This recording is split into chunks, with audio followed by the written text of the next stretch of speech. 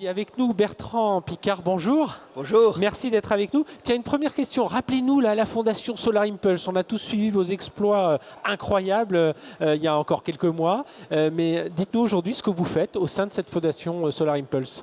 Donc après le succès du Tour du monde de l'avion solaire, nous avons lancé un défi de sélectionner 1000 solutions, qui peuvent être des technologies, des systèmes, des produits, des matériaux, qui sont financièrement rentables et qui protègent l'environnement.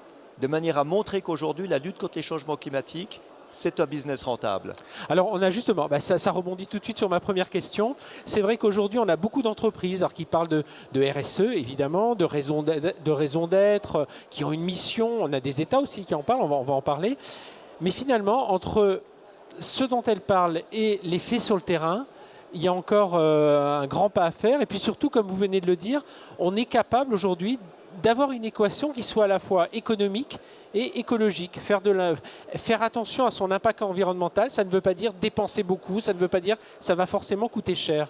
Qu'est-ce que vous en pensez ? C'est justement ce que je veux montrer, c'est qu'aujourd'hui, on n'a pas besoin de faire des sacrifices, on n'a pas besoin de dépenser plus d'argent pour protéger l'environnement. Les nouvelles technologies, surtout énergie renouvelable et efficience énergétique, efficience de ressources, efficience de l'eau, de la fabrication d'alimentation, etc.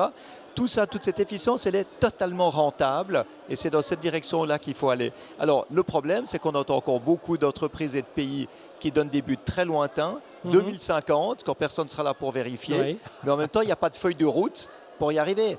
Donc, un but sans feuille de route, sans avoir un vrai processus à faire tous les jours, comptabilité carbone, empreinte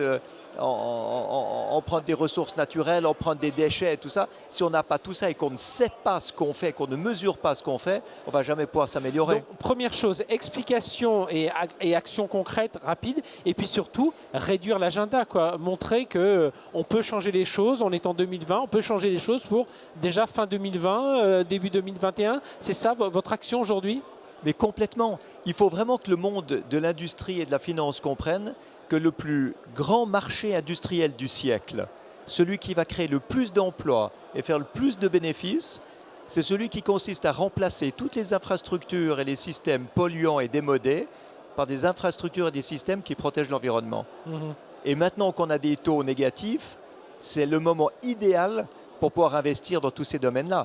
Dans 10 ans, on rembourse l'argent et on a un pays qui est moderne avec des maisons et des bâtiments bien isolés, des nouveaux processus industriels, des smart grids, des réseaux intelligents qui mettent en relation les énergies renouvelables intermittentes, des centres de stockage, des centres de distribution, l'optimisation de la consommation. C'est enthousiasmant ce qu'on peut faire.